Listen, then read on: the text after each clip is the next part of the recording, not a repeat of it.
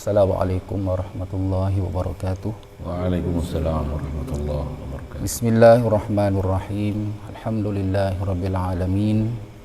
Wassalatu wassalamu ala asyrafil anbiya'i wal mursalin wa ala alihi wa sahbihi ajma'in. Alhamdulillah, syukur kepada Allah Subhanahu wa taala. Allah Subhanahu wa taala masih mengurniakan kita kehidupan yang mana dengan kehidupan ini kita dapat melaksanakan aktiviti kita di atas muka bumi ini. Yang pastinya kita perlu memastikan aktiviti yang kita melakukan di atas muka bumi ini, pastikan semuanya berlandaskan kepada la ilaha illallah Muhammadur Rasulullah sallallahu alaihi wasallam. Jadi alhamdulillah pada malam ini ada beberapa persoalan yang kita akan ajukan kepada Al-Fadhil, Tuan Guru kita, berkaitan dengan isu yang hangat diperkatakan sekarang ni. Jadi kita nak mintalah penjelasan daripada Tuan Guru tentang beberapa perkara ataupun beberapa soalan yang diajukan. Jika lihat pada soalan ni taklah begitu banyak, hanya ada beberapa soalan sahaja. Jadi insya-Allah pada malam ini kita dapat mendengar penjelasan atas soalan yang akan diajukan. Tanpa melengahkan masa, saya akan membacakan soalan yang pertama, iaitu berkaitan dengan pengertian Muhammadur Rasulullah. Jadi kita ajukan soalan yang pertama ini kepada Al-Fadhil Tuan Guru kita, memperjelaskan apakah pengertian Muhammadur Rasulullah dalam syahadah, iaitu asyhadu an la ilaha illallah wa asyhadu anna Muhammadar Rasulullah, dan kita fokuskan kepada wa asyhadu anna Muhammadar Rasulullah.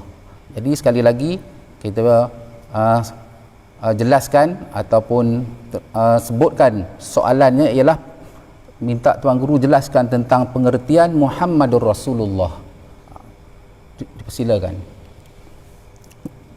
Bismillahirrahmanirrahim. Alhamdulillahirabbil alamin. Wassalatu wassalamu ala asyrafil anbiya'i wal mursalin wa ala alihi wa ashabihi wa azwajihi wa dzurriyyatihi wa atba'ihi ajma'in. Wa ba'd.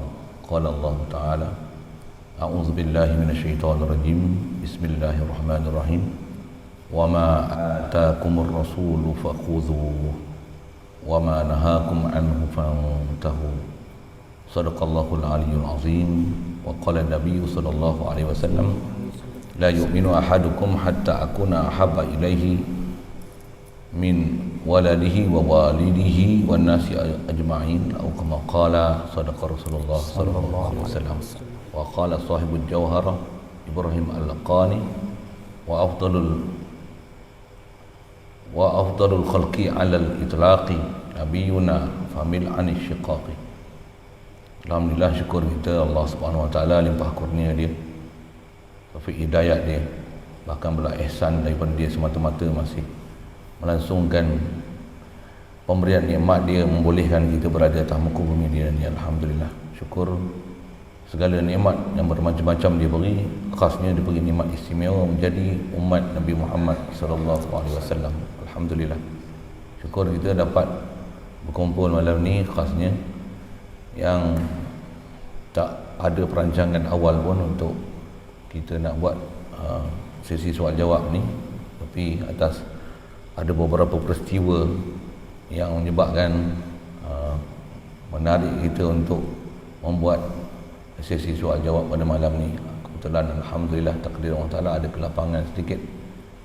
Yang selalunya sepatutnya jadual saya ada kelas tajwid di Madrasah Al-Latifiyah, tapi kerana merasa tersebut selalunya cuti dia bermula dengan 15 Syaban. Alhamdulillah dapat berada di Panggul Batu malam ni untuk sedikit ada sesi soal jawab berkenaan dengan isu duk heboh baru-baru ni lah. Terima kasih kepada Cikgu Rahmat di atas soalan itu. Itulah mengenai bagaimana maksud yang sepatutnya kita faham dan bagaimana i'tiqad kita dalam syahadah khasnya pada syahadah yang kedua kita, wa asyhadu anna Muhammadar Rasulullah. Ada sekalian isu yang kita duk tengok berlegar di sekitar kita ni, khasnya dalam isu capat ni, dia mesti dilihat dari sudut akidah. Pertama sekali, mestilah akidah kita dengan Nabi kita Muhammad sallallahu alaihi wasallam. Saya pendekkan saja rasanya dengan soalan itu. Khasnya rumusan ulama dah sebut kat kita, bila mengaku saja Muhammad Rasulullah, ambil faham daripada tu, Nabi Muhammad ni bukan Allah. Nabi Muhammad ni adalah makhluk Allah. Dia ialah manusia, bersifat-sifat manusia. Walaupun begitu, di atas dia utusan Allah, dia istimewa, tentu dia benar. Satu, kita asyhadu ke dia adalah Rasulullah, utusan Allah. Dan mestilah pada dia takkan ada sebarang pembohongan.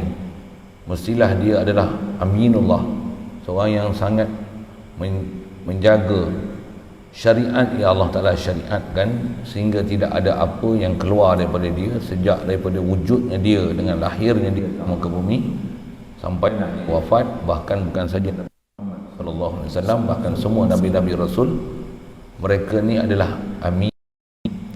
Wa sadaqa rasulun amin. Kataan amin dalam Quran tu dia jadi naat untuk menghuraikan sifat dan ciri rasul ni, khasnya Nabi kita Muhammad sallallahu alaihi wasallam, dan umumnya semua nabi rasul. Semua nabi rasul sifat ni, sifat mereka adalah amin. Yang kita belajar adalah akidah ahli sunnah wal jamaah, mereka ni amanah. Opposite dia mustahil khianat. Dengan mana mustahil buat benda haram, benda makruh, benda yang khilaf aula, ataupun benda harus yang ambil atas semata-mata untuk melepaskan keinginan syahwat semata-mata. Tidak sama sekali Rasul-Rasul berbuat begitu. Bahkan apa yang datang pada mereka tiada lain melainkan semuanya adalah taat, dan mengikuti dan mencontohi mereka adalah satu kejayaan dalam hidup. Bahkan wajib kita iktikadkan apa saja yang ada pada Rasulullah ni semuanya adalah yang baik-baik dan elok belaka. Tidak ada satu pun yang ada pada baginda Nabi kita Muhammad sallallahu alaihi wasallam ni, sama ada pada batang tubuh dia, pada pakaian dia, apa yang ada di tubuh dia, apa yang ada pada akidah dia, apa yang dalam perjalanan hidup dia, apa yang percakapan dia, apa perbuatan dia, apa sifat dan tingkah laku dia, apa yang berlaku pada sahabat pada zaman dia yang dia diam. Yang tu pun adalah merupakan tunjuk ajar kepada kita untuk kita ambil faham.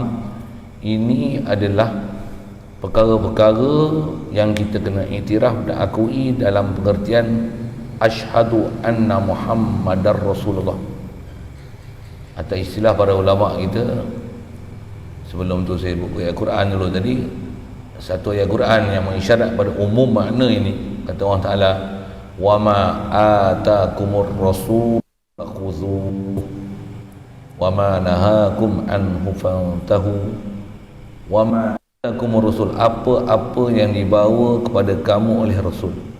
Rasul yang dimasukkan dalam Quran tu, ittifaq semua ulama mufassirin mengatakan rasul tu adalah Muhammad sallallahu alaihi wasallam. Apa bahasa tu memang kalau kita lafaz am, macam mana kita dengar ada satu golongan lalu masyhur ke hadis kullu bid'atin dalalah tu kan disebut. Allah Taala kata wa atakumur rasul, apa-apa. Tu apa-apa. Jadi apa-apa yang datang oleh Rasulullah ni fakhudhu, ambillah dia. Atau bahas ulama, ada yang wajib, ada yang sunat. Atas nama ambil itu kan, ada yang hukum harus. Walaupun harus, kalau datang kepada Rasulullah, ikut dia adalah ikut yang terbaik. Isyarat Quran, laqad kana lakum fi rasulillahi uswatun hasanah. Mengukuhkan ayat Quran tersebut, nak kata sesungguhnya laqad kana datang dengan lam jawab bagi qasam mahzuf, ay li izzati wa jalali. Qad dalam lam jawab qasam, laqad kana lakum, lam pula untuk manfaat, semata-mata manfaat kat kamu ni.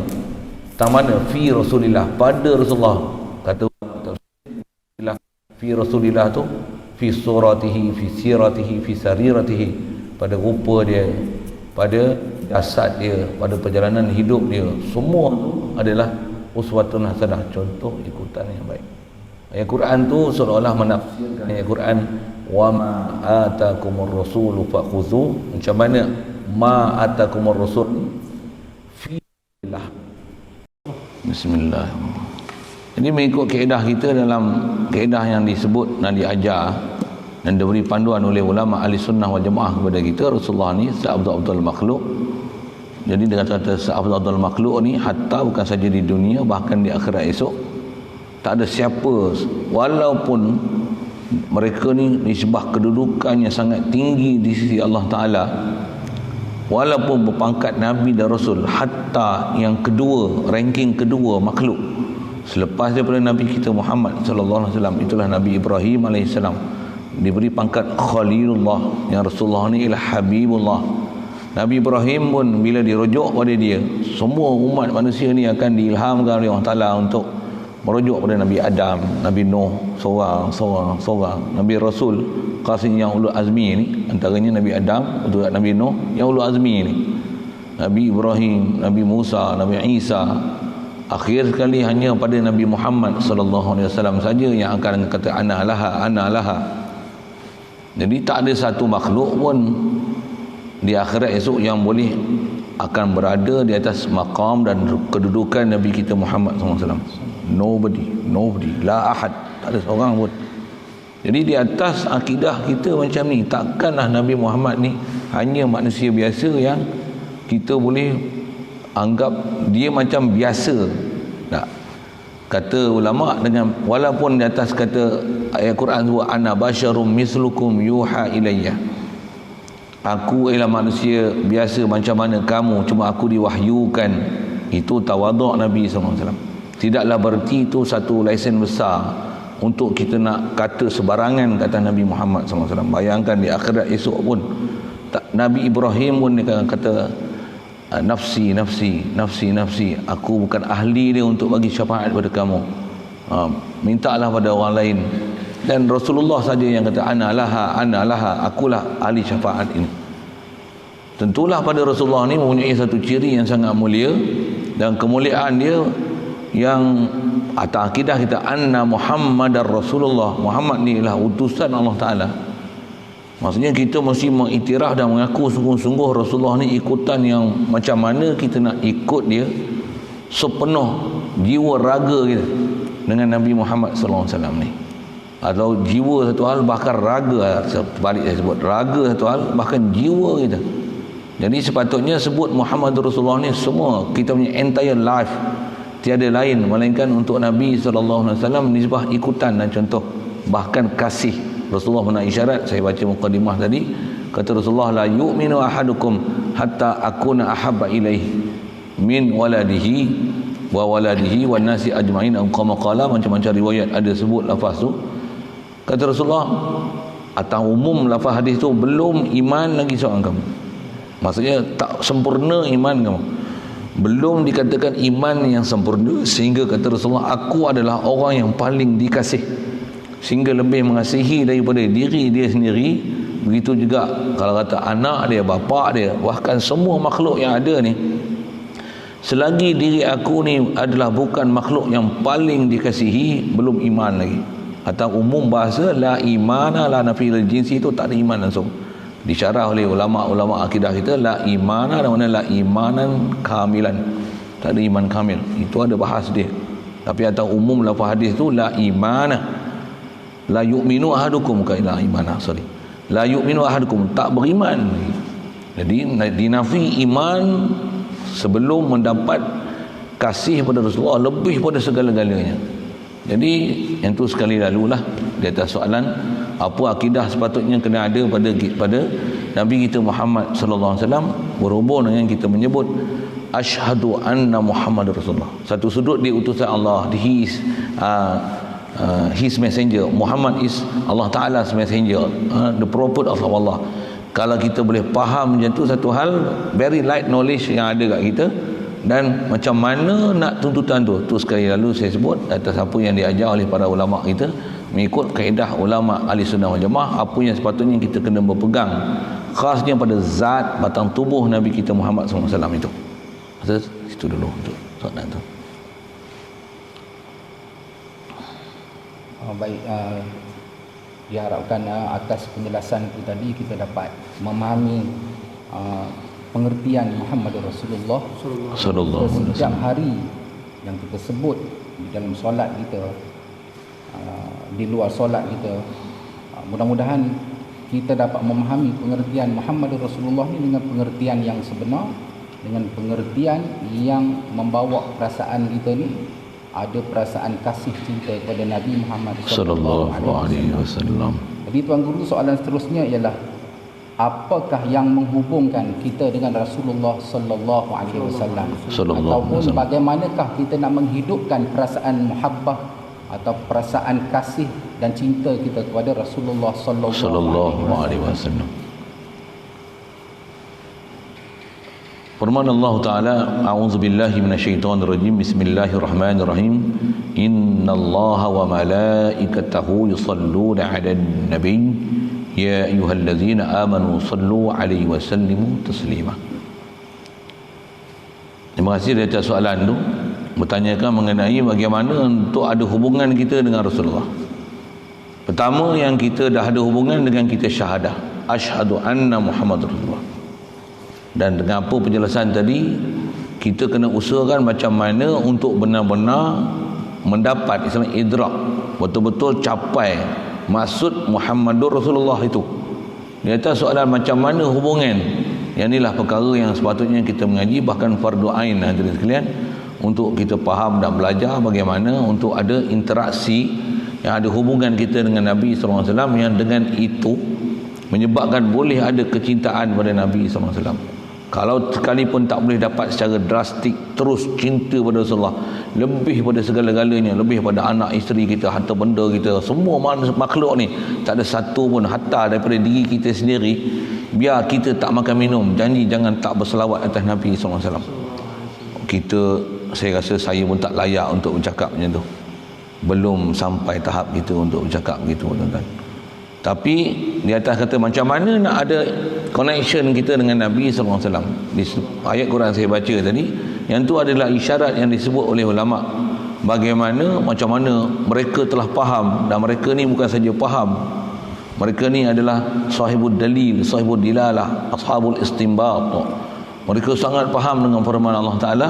Ayat Quran itu adalah satu dalil, petunjuk, isyarat, sains daripada Allah Ta'ala nak menunjukkan yang ni adalah salah satu cara dan kaedah macam mana untuk boleh ada hubungan kita dengan Nabi Muhammad sallallahu alaihi wasallam.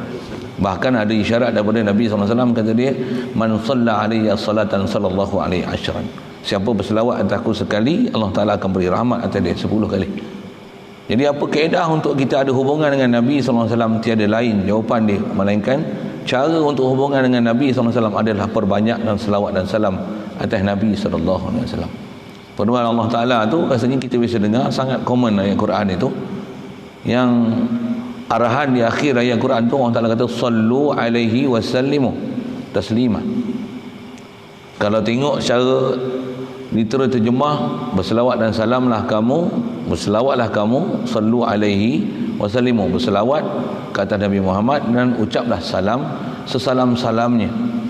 Satu sudut mungkin kita dah faham, kita pun bukan asing sangat ayat Quran ni. Cuma benar-benarkah kita faham maksud ayat Quran ni? Saya rasa saya nak ke sana sikit. Khasnya nak menunjukkan bagaimana sebenarnya tuntutan untuk kita berselawat atas Nabi itu.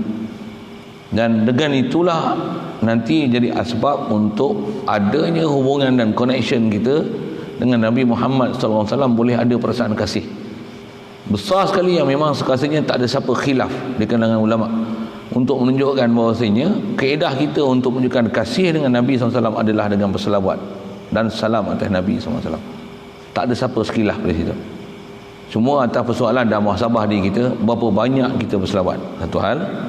Dan juga kena jaga-jaga ada pahaman-pahaman salah berkenaan selawat dan salam ni. Khasnya ada mereka yang istilahnya mensyirikkan selawat-selawat tertentu dengan selawat yang mereka tak pernah dengar di atas alasan, kata dia Nabi pun berselawat tak ada Sayyidina.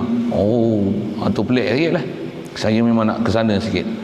Begitu juga selawat-selawat yang mereka tak pernah dengar, bahkan macam selawat syifa misalnya, Allahumma salli ala sayyidina Muhammad tibbil qulubi wa dawaiha wa afiyatil abdani wa shifaiha, ataupun selawat syifa. Macam-macam nama selawat ni. Ada golongan tertentu yang mereka ni terus membida'ahkan, mensyirikkan orang yang berselawat dengan lafaz-lafaz begini. Mereka tak faham sebenarnya apa yang dimaksudkan daripada sallu alaihi wasallimu taslima. Yang ni yang kata nak faham dalil ayat Quran, hadis sekalian, bukan sebarang manusia. Dia mesti orang yang betul-betul faham disiplin-disiplin ilmu untuk memahami ayat Quran, khasnya atas yang nak sebut ni tentang lafaz dan sirah selawat itu.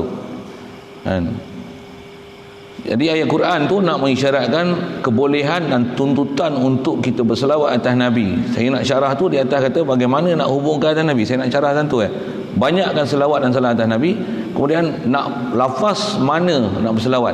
Ada golongan tertentu kata dia kita selawat yang Nabi ajar, Allahumma salli ala Muhammad wa ala ali Muhammad, tak boleh bubuh Sayyidina pun tak boleh bubuh, bid'ah. Ada yang macam tu pula, faham dia, bubuh Sayyidina pun tak boleh. Sedangkan nama dia pun kalau dia ada doktor, kita tak panggil doktor, tak panggil datuk ke apa ke, barang dia, tak panggil ustaz pun panggil apa, siapa nama dia. Kalau nama dia Dolah, Dolah misalnya kan.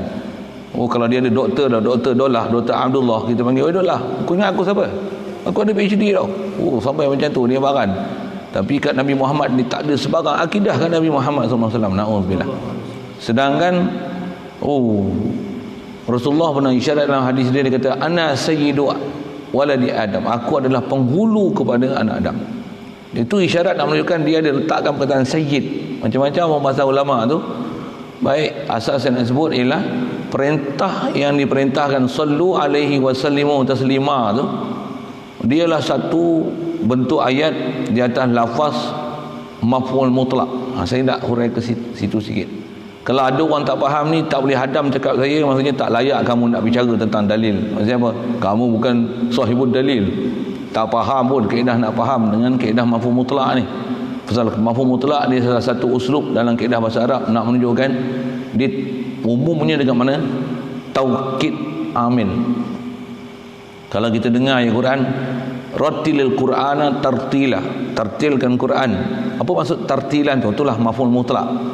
Apa maksud tartil? Rattilil Qur'ana tartila, tartilkan Quran setartil-tartilnya. Itu maksud dia. Kalau wabil walidaini ihsana, tu pula mafhum mutlak bagi satu fi'il yang mahzuf. Asalnya ahsin bil walidaini ihsana, maksudnya kamu buatlah baik pada mak bapak kamu dengan sebaik-baiknya. Maksudnya bukan sebarangan punya suruhan buat baik tu.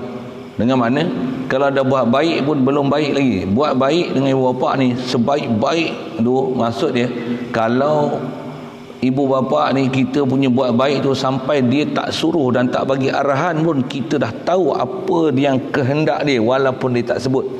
Body language dia kita dah faham apa maksud dia. Itu maksud wabil walidaini ihsana. Macam mana boleh faham macam tu? Uslub Quran tu ihsanan, dia adalah mafhum mutlak daripada satu fi'il yang mahzuf, asalnya ahsin bil walidaini ihsanan. Khasnya pada sallu alaihi wasallimu tasliman. Apa maksudnya? Wasallimu tasliman, isyarat tasliman tu adalah sallu alaihi salatan. Walaupun tak sebut dalam Quran, tapi itu adalah uslub yang ada dalam Quran.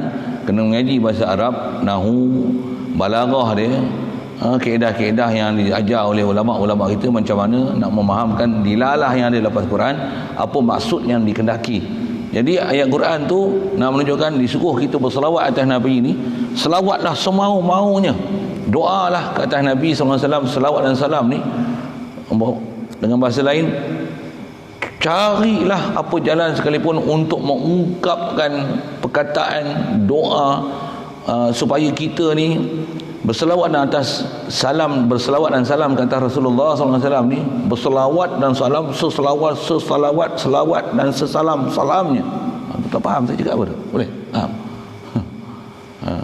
Saya saja pegang kitab ni pasal saya ada banyak benda yang tak hafal, tapi saya nak sebut ulama-ulama kita tuan-tuan ada yang mengarang. Misalnya kitab yang dikarang oleh Syekh Muhammad bin Sulaiman Al-Jazuli, masyhur kalau di kalangan ulama-ulama kita tentang kitab ni, dipanggil, dia menghimpunkan selawat-selawat untuk kita berselawat kata Nabi SAW atas nama kitab dia Dalailul Khairat.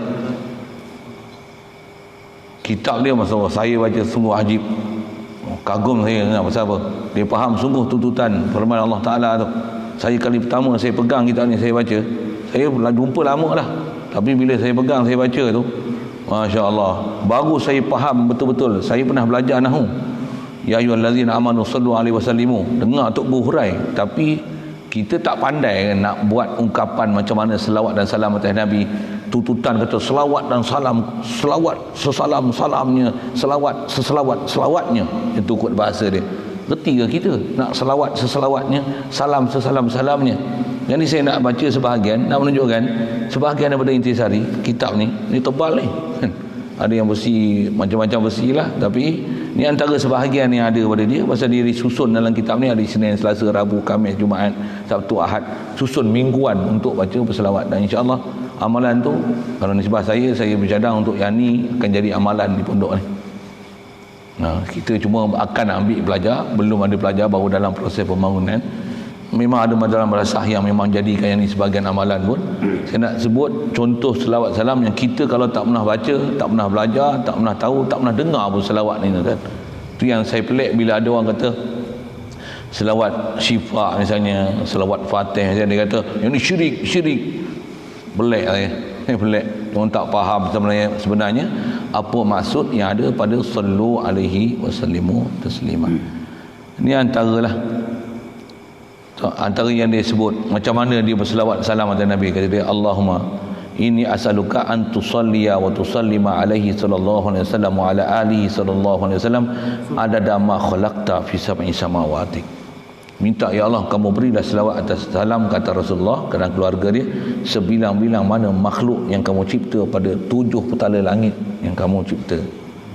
Wa an tusalliya wa tusallima alaihi sallallahu alaihi wasallam wa ala alihi adada ma anta khaliquhu fihinna ila yaumil qiyamah fi kulli yaumin alfa marrah.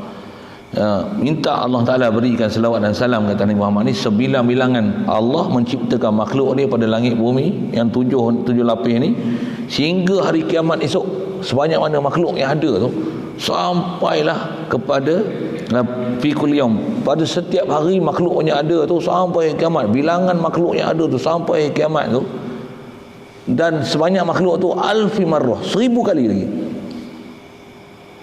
Kita tak pernah terfikir nak berselawat itu lagi.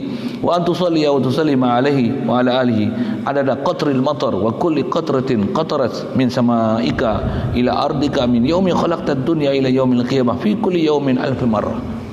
Minta apa lagi? Ya Allah berilah selawat dan salam kata Rasulullah sebanyak mana bilangan hujan dan sebanyak mana bilangan titisan air yang pernah menitis daripada langit yang turun ke bumi ini sejak kamu cipta bumi ini sampailah pada hari kiamat, pada setiap hari yang kamu turunkan hujan dan titisan air itu, dan sebanyak itu alfa marrah, 1000 kali lagi. Saya nak tunjuk apa tuan? Betapa fahamnya mereka tuntutan selawat dan salam, sallu alaihi wasallimu taslima. Masya-Allah. Dan ulama-ulama kita tuan, mereka berselawat ni, ada ulama kita yang khatam. Yang ni kalau ikut disusun mingguan. Ada ulama kita yang khatam seharian dia khatamkan selawat ni. Khatam sekali. Saya masa PKP dulu memang alhamdulillah ada kesempatan, dah tak ada aktiviti nak keluar rumah pun tak boleh. Mula-mula Covid dulu kan. Kata azam baca kali khatam, satu hari khatam. Kita ni. Patutnya dia seminggu kan. Tapi khatam, satu hari khatam. Taklah hari-hari kan. Mula-mula sikit.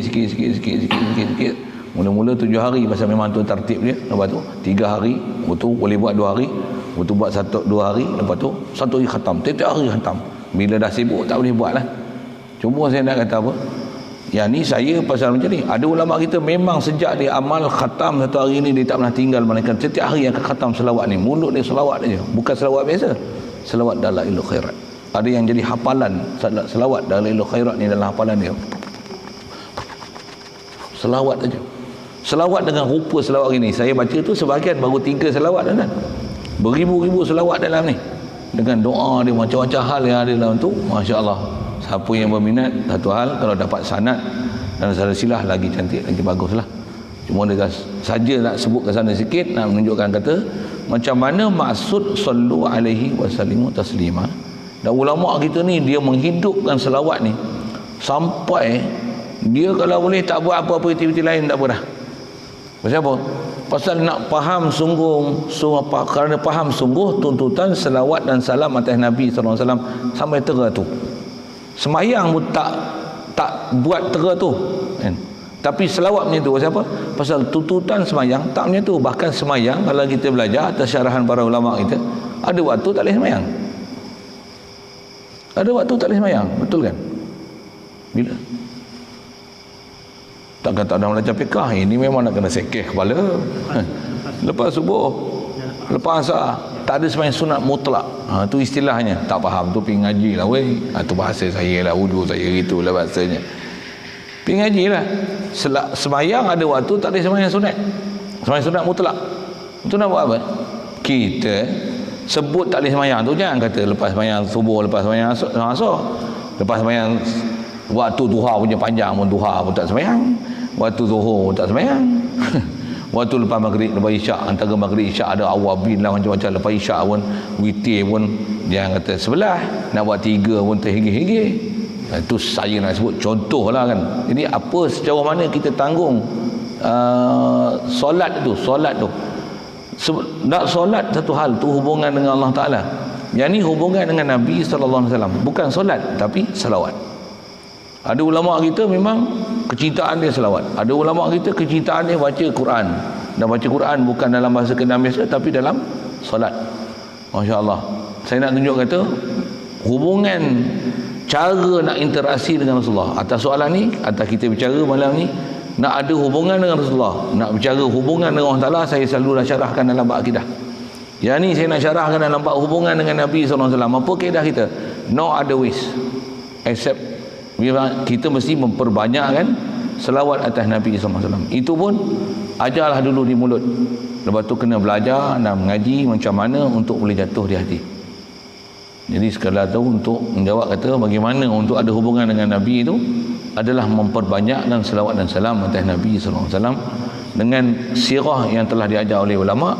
Dan jangan terpengaruh, cuma saya nak tadi, jangan terpengaruh dengan pahaman-pahaman sewilah bahasa mudah itu, yang mereka ni melarang untuk berselawat selain daripada Allahumma salli ala Muhammad wa ala ali Muhammad. Something wrong there. Please beware of them. Okay, itu sikit lah. Alhamdulillah, mudah-mudahan kita dapat memahami penjelasan itu dan mudah-mudahan kita dapat mencapai mahabbah pada Rasulullah sallallahu alaihi wasallam. Seterusnya Tuan Guru berkaitan dengan tabarruk.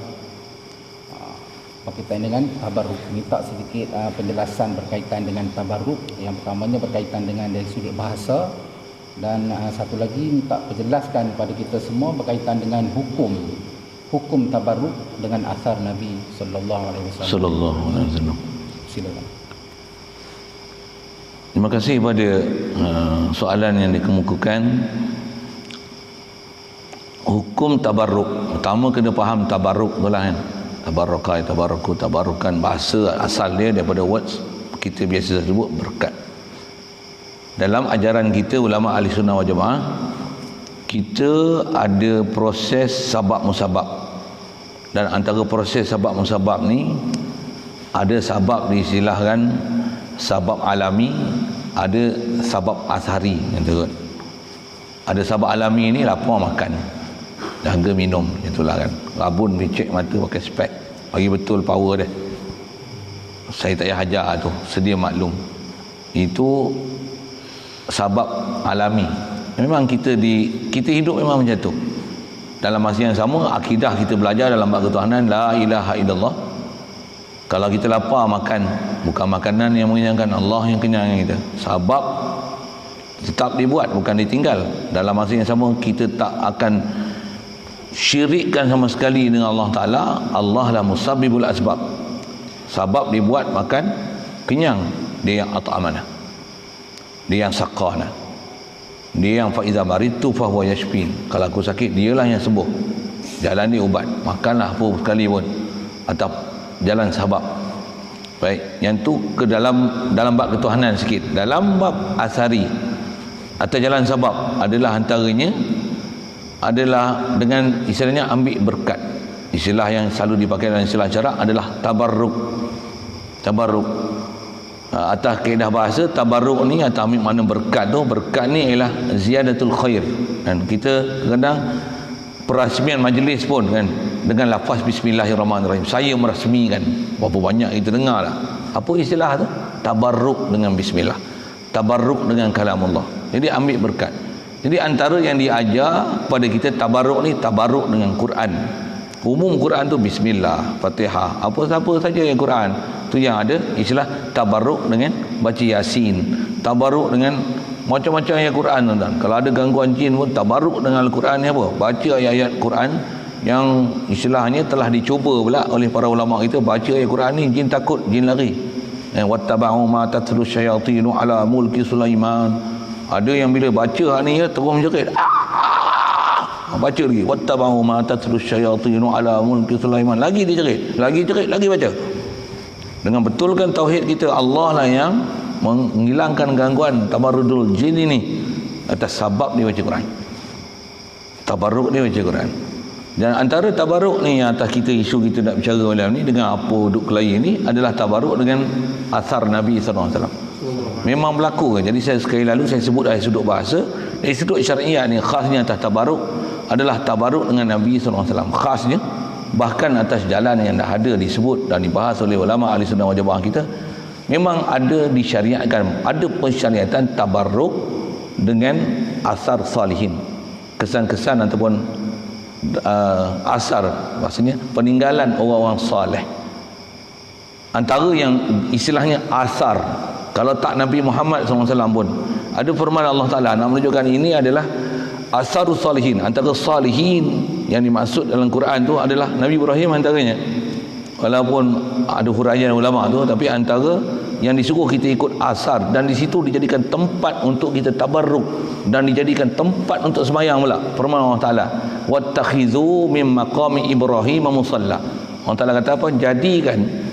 Jadikan maqam Ibrahim tu tempat dirikan solat.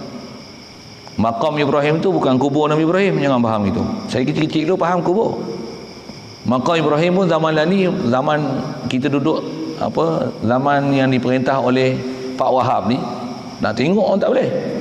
Tambah kita ambil kain lap kalau dekat makam Ibrahim tu, bidah, syuhrah, haji. Dia halaunya kita. Tuan-tuan tak pernah kena satu pasal dia orang tak ada pahaman itu. Ada pahaman-pahaman W tu pergi cari siapa dia kan. Dia pantang sungguh je pasal dia tak ada pahaman tabarruk dengan Nabi SAW ni. Sedangkan atas kaedah kita berdalil, Rasulullah ni ada pernah ketika dia bercukur kepala, khasnya pada ketika dia membuat umratul qada, dia tahallul, rambut dia buat apa? Dia bedakan antara sahabat-sahabat dia. Buat apa? Tabarruk.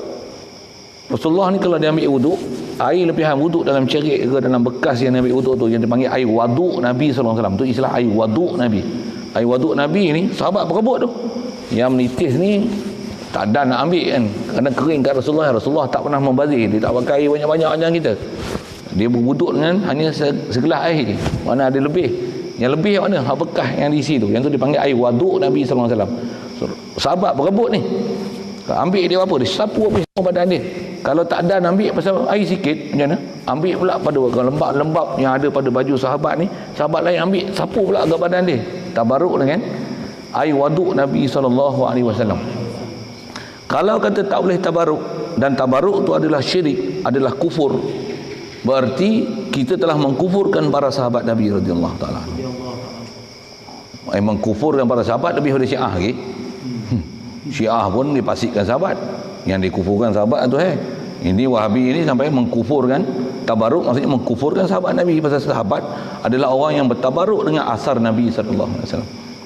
Jadi atas hukum tabarruk ni memang diajar pada syariat kita untuk ada istilah tabarruk dengan Quran, dengan asar Nabi, bahkan daripada orang yang soleh, bahkan tabarruk dengan amalan-amalan yang kita buat. Ada istilahnya tabarruk, wasilah. Masalah kita duk bincang khasnya dalam isu yang duk belega, isu-isu capal apa semua ni, masalah apa? Ada orang yang berpahaman akidah dia dalam bab ni tak betul, dia sewil dalam bab ni. Bahasa saya sewil lah, mudah faham bahasa kampung kan. Dia sewil dalam bab ni. Yang tu yang duk kelahi tu. Bila dia faham tabarruk ni, baca Yasin malam Jumaat, minum air Yasin, kata dia yang ni telah penunggang agama, yang ni syirik pasal duk baca Yasin ke air. Ada pula, ada sahabat radhiyallahu taala anhum yang mereka pernah balik daripada satu perjalanan dalam keadaan habis bekalan, singgah pada satu kampung, minta bantuan daripada kampung tu orang kafir, tapi mereka tak bagi supplier air apa dan sebagainya, sampai didoa oleh para sahabat, mudah-mudahan Allah Taala bagi pertolongan kepada mereka, ditakdirkan Allahumma salli wa sallim ala sayyidina Muhammad. Kampung tu, Tok Batin ni, ketua dia tu, anak dia disengat oleh binatang berbisa. Habis satu kampung dia cari siapa boleh tawarkan bisa tu, tak ada seorang pun yang boleh, yang berjamin untuk kena bagi penawar ni. Habis-habis terpaksa minta pertolongan pada para sahabat radhiyallahu taala anhum yang ada sekitar tempat tu, dan mereka memberi syarat.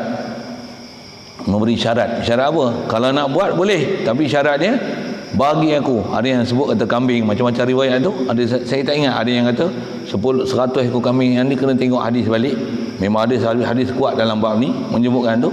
Kemudian dia buat apa? Ambil baca Fatihah baca air, apa, sembuh. Punya seronok Tok Batin tu, jadi ketua kaum tu, dia bagi semua. Bahkan ada riwayat kata kaum tu, Tok Batin ni dengan kaum dia semua masuk Islam. Dengan sebab apa?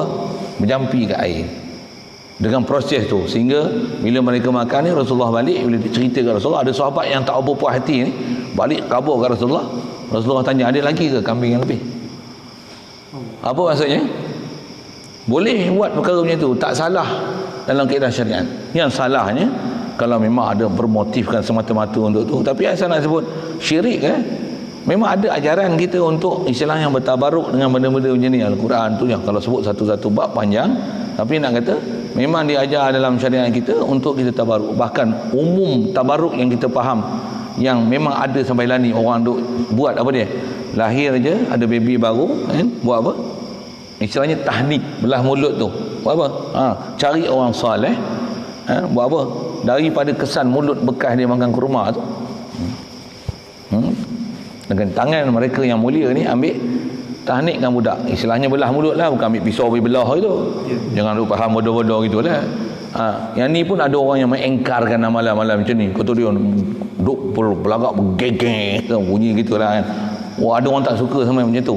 Dah bukan belagak apa pun, nak baca bismillah, ambil air zam-zam, sapu kat mulut.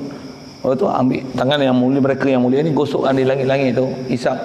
Buat apa ni? Kesan daripada mulut mereka ni akan diberikan kepada baby ni, dengan harapan macam mana solehnya orang ni akan terkesan kepada baby itu pun soleh juga. Bahkan dengan air zam-zam. Lepas tu kalau ada madu, kadang ambil cincin emas, ambil celup air zam-zam, tabarruk dengan emas tu. Buat apa? Cakap dia keluar pada mulut dia nanti, kata-kata dia keluar semua ibarat macam emas. Apa itu? Ambil cincin perak pula, sapu pula dengan air zam-zam, cincin perak. Yang tu ulama ambil keedah-keedah yang ada mereka dia buat. Macam mana buat, habis-habis tak ada kurma. Tak ada kurma juah, kurma Yusuf Tayyub pun bubuh gila kan, bubuh pergi bazar gitu. Nak ajar apa, prinsip tu memang ada diajar. Nak menunjukkan, kata ada istilah tabaruk ni tu. Jangan bagi ngakomeng, jangan bagi tahnik anak, jangan bagi. Jangan bagi kaki-kaki tengok benda merepek-merepek tu untuk tabaruk anak kita. Saya kira anak kita ni masalah itu. Sikitlah dengan bahasa itu. Jadi nak kata tabaruk ni memang dibenarkan dalam agama. Maksudnya memang ada kaedah dalam agama kita mengajar kaedah ambil tabaruk, ambil berkat supaya dapat ziyadatul khair. Dengan sebab itu ada atas istilahnya sabab asari, sabab syar'i yang dibenarkan untuk kita membuat. Yang kalau orang yang ada akidah ni, rasa saya tak ada masalah apa pun.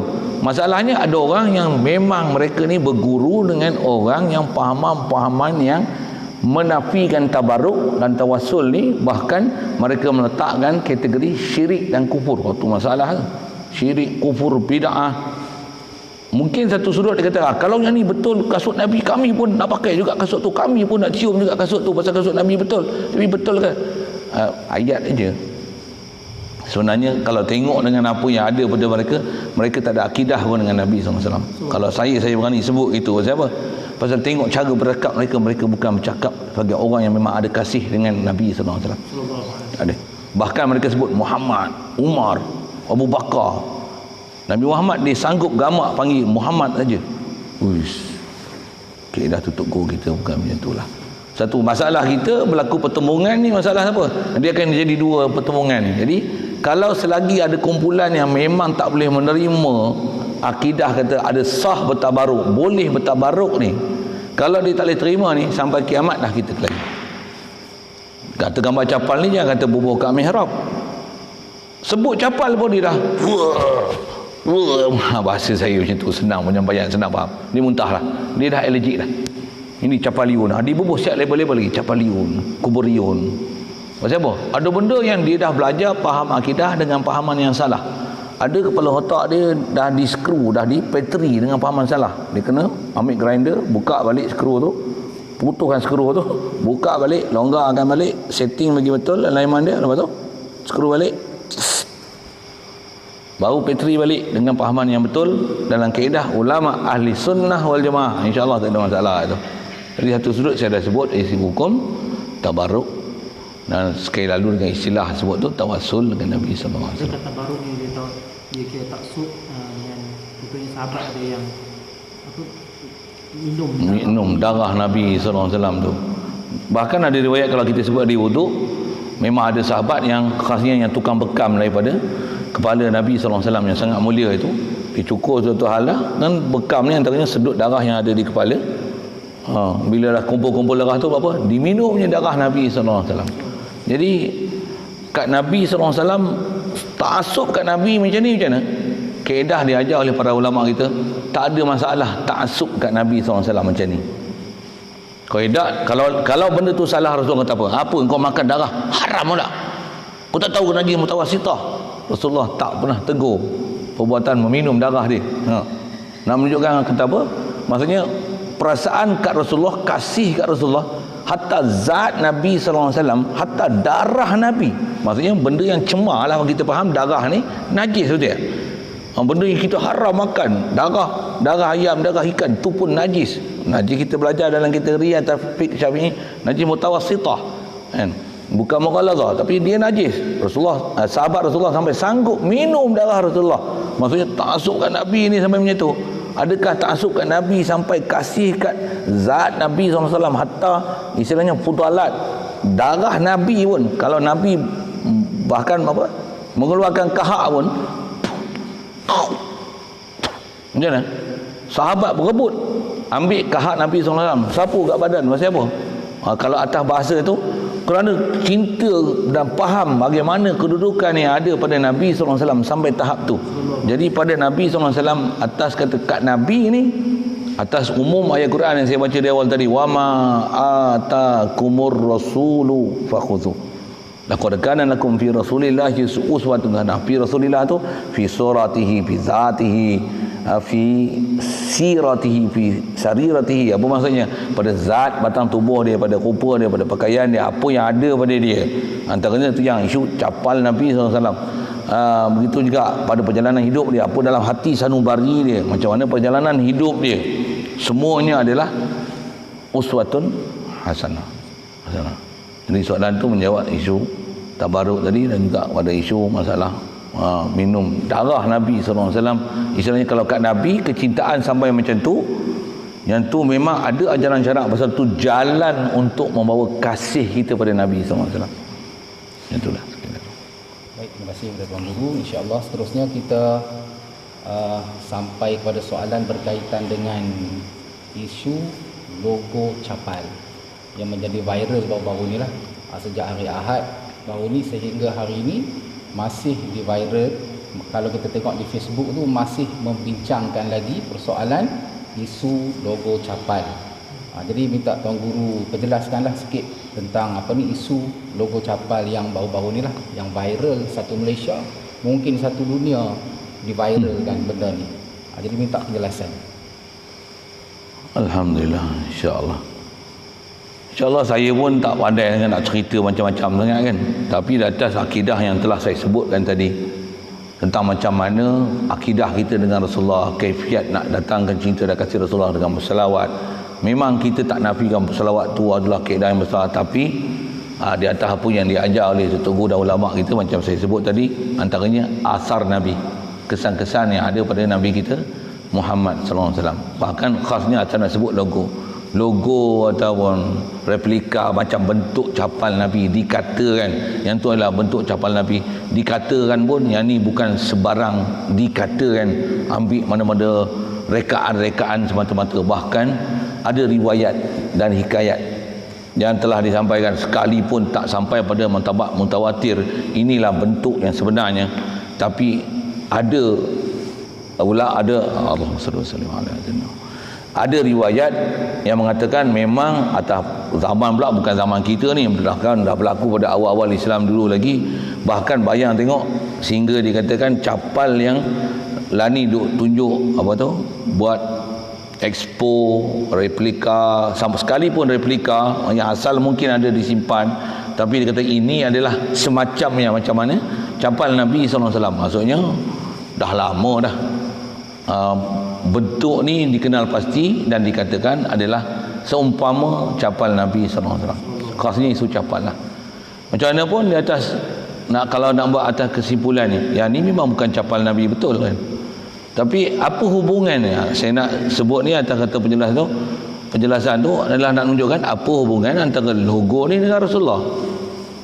Hadirin sekalian, saya sebut gini, kalau saya sebut kita tulis Allah dan Muhammad, sikit soal, apa tujuan letak Allah dan Muhammad? Apa tujuan? Apa tujuan? Sendiri jawablah kan. Apa tujuan? Ada orang kerana dibubuh hiasan semata-mata. Kita pun satu sudut hiasan lah. Sebenarnya bukan setakat hiasan, dia ada lebih daripada hiasan tu. Kalau bahasa saya ngaji tu sebut, dia lah jalan untuk ingat ke Rasulullah. Dia jalan untuk ingat Rasulullah. Tengok kalimah Allah, apa tujuan? Jalan untuk ingat Allah Ta'ala. Bahkan saya sebut dalam konteks kita punya hidup lah, hidup macam tu. Misalnya kita buat kereta laju, kita tengok ada kawasan Kemalangan misalnya, apa kita buat? Jadi boleh faham sesuatu tak? Berhati-hatilah. Ada perasaan berhati-hati tu pasal apa? Pasal ada sains, ada tanda. Boleh faham saya sebut apa ni? Kita belajar bab ni, belajar kalau khas dalam ilmu mantik ada, dalam ilmu sulfik ada, dia ajar bab-bab dilalah kan. Apa nak faham khasnya dilalah Quran, dilalah hadis, lafaz. Kita sebut tulis perkataan Muhammad, nak faham apa? Muhammad, orang yang dipuji, isim maf'ul daripada hamada yuhamidu. Maksudnya diajar pada kita kaedah nak faham sains words. Bukan saja words, ada yang istilahnya yang lafziyah, ada yang ghairul lafziyah, ada sains yang macam tu. Ada yang tak ada lafaz, tapi gambar ni dia boleh sains sesuatu. Betul? Saya tunjuk macam ni, tak payah zaman saya tunjuk nombor dia nampak garang sangat kan. Macam ni kan, macam ni boleh faham tak? Macam ni, macam ni, betul ya saya buat macam ni kan? Macam ni. Apa tu? Nak tunjuk apa tu? Dia nak menunjukkan sains sesuatu. Saya nak tunjuk apa? Emoji ada? Emoji. Tahu tak emoji? Emoji pun sains sesuatu tu tak? Kita tengok tu kita boleh faham. Ada yang macam ni lah, apalah macam-macam bahas tu kan. Ada yang macam ni lah, tepuk tangan lah. Kadang dengan gambar lah sekarang. Dan yang gelak kata lari lah, macam-macam. Apa benda ada tu. Nak menunjukkan apa? Dia adalah sains. Sains tu bukan S-C-I-E-N-C-E, tapi S-I-G-N-S. Sains. Dilalah. Dia adalah petunjuk. Jadi kita dengan Rasulullah nak ada hubungan selawat ni, apa jalan tu? Contoh sikit saya sebut apa benda yang ada. Kalau jalan raya kita tengok selalu tulis 60, 80, 90, 110 misalnya. Gambar tengkorak pegang steering, tak pegang pun, gambar tengkorak, gambar steering, gambar apa? Gambar tak boleh parking kan, kita boleh faham kan, sains-sains macam tu kan. Jadi khas nak sebut sains ni, jadi sains apa yang boleh menyebabkan dengan itu kita ingat Allah. Tu yang satu masa dulu kita tertarik dengan mula-mula apa kita tengok di Malaysia dulu ada papan tanda tulis besar-besar Subhanallah. Tuan-tuan saya tak tahu, saya pernah lalu zaman tu. Sebelum tu saya tak pernah tengok ada papan tanda Subhanallah. Saya tengok, Masya Allah, seronoknya dengar Subhanallah, Allah Subhanallah, Subhanallah bihamdi, Subhanallahil azim. Lepas tengok Subhanallah, ada pula Alhamdulillah, Alhamdulillah, Alhamdulillah. Apa tujuan? Macam mana signboard, papan tanda kelajuan, polis, kamera, apa, speed trap, apa kamera apa semua itulah kan, kita ada hati-hati. Yang ni sentiasa jadi pemandu yang ingat Allah Taala. Subhanallah, alhamdulillah, Allahu akbar. Soal, betul-betul ke ambil sign tu? Itu satu hal. Jadi semua tu sepatutnya signs of the creator Allah. Itu satu hal. Apa sign of the prophet? Kenapa saya sebut? Orang lain mungkin tak pernah ceramah cakap macam ni, punya pasal lah, saya mengaji, saya punya jalan mengaji. Sign of the prophet macam mana? Itu pakai serban. Allahumma salli wa sallim ala sayyidina Muhammad wa ala alihi wasallam. Kekepiah Allahumma salli wa sallim ala sayyidina. Saya ngaji tu guru ajar pakai cincin pun, apa ittiba'an lin Nabi sallallahu alaihi wasallam. Pakai cincin sekalipun cincin tak gambar capat. Cincin yang dibenarkan untuk pakai. Pakai kasut pun pakai ni. Rasulullah ajak aku pakai selipar. Allahumma salli wa sallim. Kanan dulu. Allahumma salli wa sallim ala sayyidina. Pegang dengan tangan kanan, tak pakai sudu, tak pakai garpu, tak pakai chopstick. Apa? Dengan tangan, basuh tangan. Allahumma salli wa sallim ala sayyidina Muhammad.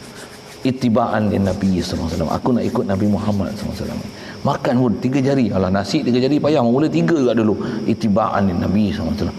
Apa? Sign of the prophet. Pakai serban, pakai celak. Allahumma salli wa sallim ala sayyidina Muhammad. Nabi suka berwangi-wangian. Allahumma salli wa sallim ala sayyidina. Itu yang selawat tu. Bahkan ada kitab sebut antaranya istighfar, macam-macam ada bahas tu, tapi antara yang selalu disebut pakai minyak wangi, orang suruh apa? Berselawat. Macam apa? Sign of the prophet. Macam apa? Nabi Muhammad suka berwangi-wangian. Sallallahu alaihi wasallam. Satu ada bayar bakar bukhur apa tu. Macam apa? Sign of the prophet. Hari tu ada satu kumpulan datang, dia tanya saya tu. Tak nampak kau tak? Nampak. Tu. Dia kata, "Apa ustaz? Apa benda tu?" Saya kata itu bukhur. Oh, dia pernah dengar bukhur. Muncul lah, dia faham kan. Itu yang faham. Yang tak faham lagi kata dia, itulah bakar asap pemujaan. Astaghfirullah. Pelik dengan perempuan ni. Dia sign of the prophet. Kita bila bau wangi macam mana? Allahumma salli wa sallim ala sayyidina Muhammad. Tuan-tuan, yang ni ialah ilmu yang diajar oleh tuan dan para ulama kita yang kasih pada Nabi SAW. Diajar macam mana positive thinking untuk sign of the prophet. Macam mana diajar dalam bab tauhid, sign of the creator. Yang tukut bunyi tak faham surah cakap putih, simple-simple je pun. Sign of the creator. Tengok, creator bukan creator, sorry. Sign of the creator. Tengok kita ni, siapa yang cipta tangan aku ni? La ilaha illallah. Masa yang sama, Muhammadur Rasulullah. Allah Ta'ala apa? Allah cipta tangan. Tangan yang paling mulia ialah tangan Nabi kita Muhammad sallallahu alaihi wasallam. Tangan Nabi, mulianya tangan Nabi. Tangan aku tak mulia, tapi tangan ini mengingatkan tangan Nabi Muhammad sallallahu alaihi wasallam. Itu sign of the creator, sign of the prophet. Tuan-tuan nak mengaji tu kena ngaji khas bab tu. Tapi ada tuan-tuan kita ajar. Ada. Jadi khasnya, antara khas kita sebut isu capal ni, bahkan kalau tak capal macam ni pun, capal macam mana? Selipar yang kita pakai tu, pasal apa menganan? Anna Rasulullah sallallahu alaihi wasallam yuhibbut tayammuna. Rasulullah ni dia kasih, dia suka menganan dalam apa perbuatan kita, apa perbuatan dia. Bila kita menganan aja, pakai baju pun kanan dulu. Ittiba'an lin Nabi sallallahu alaihi wasallam. Min ghairi haulin minni wala quwwah. Satu tang kasih kat Rasulullah, masa yang sama dengan Allah tak pernah dilupa. Min ghairi haulin minni wala quwwah. Bukan daripada daya upaya aku, tapi Allah yang beri aku boleh pakai pakaian ni. Ikut pula sunnah Nabi sallallahu alaihi wasallam. Pakai pun masuk kanan dulu. Ittiba'an lin Nabi sallallahu alaihi wasallam. Allahumma salli wa sallim ala sayyidina Muhammad. Barulah hidup kita ni boleh sentiasa banyak berselawat dengan Nabi sallallahu alaihi wasallam dan boleh banyak ingat Allah Taala. Allah Taala perintahkan sallu alaihi wasallimu taslima. Kalau kita belajar berakidah, Allah Taala kata uzkurullaha dzikran katsira. Yang ni adalah syariat yang diajar kat kita. Jadi kalau kata isu capal ni buat apa? Dia sign of the prophet. Sign of the prophet. Dengan itu memorize kita, recall kita. Oh, tengok capal ni, yang tu sebab untuk kita mengingatkan Nabi sallallahu alaihi wasallam. Saya ngaji atas isu sign of the prophet ni, kalau kita orang lelaki kan ada isu perkahwinan dan percintaan lah, saya sikitkan. Pasal nak sebut mahabbah, kasih. Kita cerita dengan Rasulullah ni, nak cerita kasih dengan Rasulullah. Pasal kaedah kita, Allah adalah ma'bud, Muhammad adalah mahbub. Muhammad ni kita nak dapat tahap kasih pada dia. Allah dia ma'bud. Pasal apa? Dia mustaqni an kulli ma siwahu. Muftakirun ilaihi kullu ma'adahu. Kita ni nak rasa perasaan berhajat pada Allah Ta'ala. Kan Nabi Muhammad ni nak rasa kasih pada dia. Macam mana jalan nak dapat kasih pada Rasulullah tu? Nak dapat perasaan kasih, mahabbah ni. Jadi dalam mahabbah tu yang kena tengok sign dia. Sign of the prophet. Jadi antaranya kasut dia. Itu yang saya sebut ni contoh makanan, kita pakai tangan kanan. Makanan pun tengok kurma aja. Allahumma shalli wa sallim ala sayyidina Muhammad. Mengingat Rasulullah, ingat Allah. Apa dia? Ya Razzaq, kau bagi rezeki daripada ni Tamar Madinah ni, ajwah ni orang bagi ni. Daripada Madinah boleh sampai Tamar Rasul sallallahu alaihi wasallam. Yang bagi rezeki siapa? La ilaha illallah, la razik illallah. Jadi siapa bagi rezeki pada Allah Taala? Tuan-tuan, fardu ain atas kita belajar untuk selesaikan berakidah ni macam mana tauhid dengan Allah Taala, yang jadi Allah adalah ma'bud, Allah adalah maksud, dan Muhammad sallallahu alaihi wasallam adalah mahbub. Fardu ain, tuan-tuan. Kalau tuan-tuan duk bid'ah ni zikir apa ni, bid'ah, wallahi bila nak dapat tauhid, bila nak dapat kasih pada Nabi sallallahu alaihi wasallam. Jadi asal saya sebut tu tak nak dapatkan kasih pada Nabi sallallahu alaihi wasallam. Jadi tak ada lain yang dibuat oleh para ulama kita ni pula tu, bukan dia ambil sebarangan, bahkan ada sanad dan salah silah. Yang ni kalau saya nak sebut kitab pun panjang-panjang, ada orang yang lain yang lebih layak untuk cerita bab ni, serah pada mereka ada yang pakar-pakar dalam bab ni, tuan-tuan boleh tengok. Saya nak buka kitab apa pun satu hal tu, tapi memang ada jelas dah dalam akidah yang diajar oleh para ulama kita, bukan sedikit karangan-karangan mereka berkenaan dengan asar Nabi sallallahu alaihi wasallam ni, khasnya dalam bab capal Nabi sallallahu alaihi wasallam ni. Dia untuk apa ni? Supaya ada irtibat, ada pertambatan, pertautan hati. Tengok saja datangkan memori. Jadi asal saya nak sebut tadi tentang isu kasih dan kasihan. Kalau kita orang lelaki ada kasih dengan orang perempuan, tak? Dah kahwin tak kahwin satu hal, kerana tak kahwin lagi pun kita dah jatuh hati dengan seseorang. Betul? Jangan kata tengok orang dia, tengok apa? Tengok rumah dia pun padan dah. Biasa pernah lalu tak gitu? Tak pernah lalu lagi. Tak pernah duduk alam percintaan kot. Kayu dengan batu sikit lah saya sebut itu. Kalau betul kan? Tengok selipar pun dah. Tengok selipar pun padan dah. Kalau dengar suara ni suara dia ni. Dia nangis pun tak apa. Suara dia tu, dia nangis tak apa. Tuan-tuan, yang ni orang yang ada mahabbah, sign tu dia dah kenal siapa tuannya. Tuan faham tu juga apa? Can you understand me?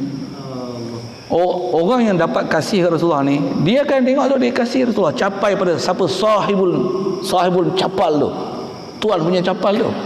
Kita tengok rumah, saya tengok rumah dia, tengok kucing, miau, itu kucing.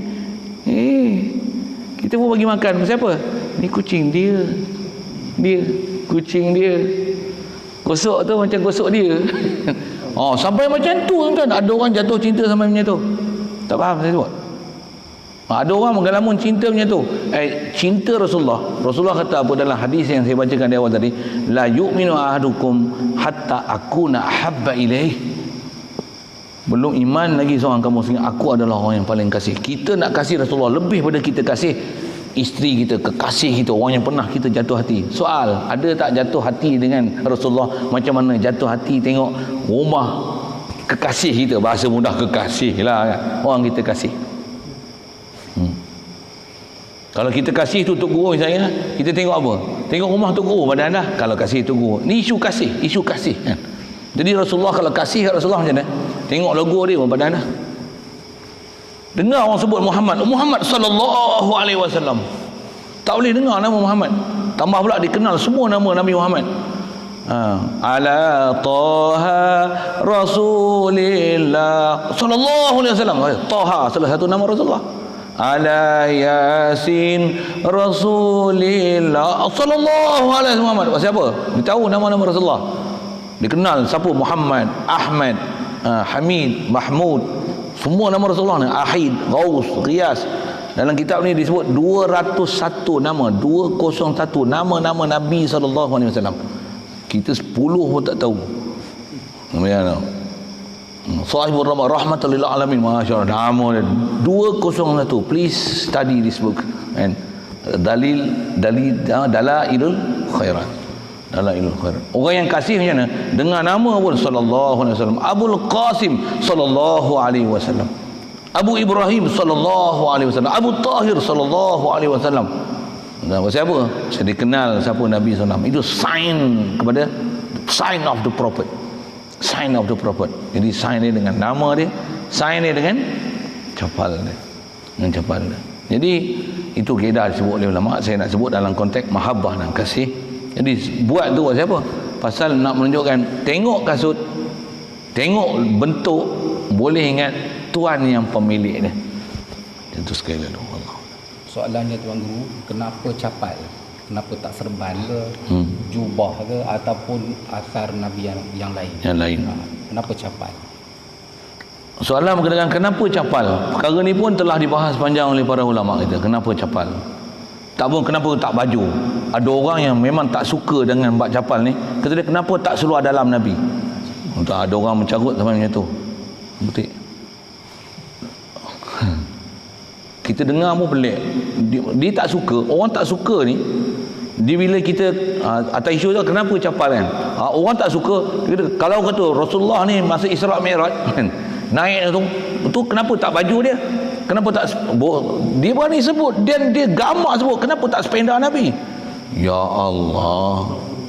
Yang ni tuan-tuan, kita pelik dengan orang macam ni lah. Orang macam ni, tak tahu, saya kata otak mereka ni, kalau zaman saya kecil-kecil, yang ni dipanggil dirty minded. Dirty minded. Tak faham dirty minded? Dirty minded ni zaman saya dulu masyhur sangat lah. Tak pun dia panggil kepala otak blue. Oh tu dirty minded lah. Zaman dulu kalau otak blue ni tengok sependa, dia nampak apa di sebalik sependa. Macam tu lah dirty minded. Sorry saya sebut kotor sikit kotor saya sebut. Ni lah dirty minded. Dia tengok Rasulullah, dia tak nampak lain, dia nampak yang jijik sependa Rasulullah, dia nampak tu, dia tak nampak apa yang zahir nak menunjukkan kemuliaan Nabi sallallahu alaihi wasallam. Di atas apa antara selain syarah ulama, yang ni yang saya mengaji, ada sebahagian guru syarah kata dia, dalam banyak apa yang ada Rasulullah pakai, antara yang memang khidmat besar dalam seluruh kehidupan Nabi sallallahu alaihi wasallam adalah selipar dia. Selipar dia.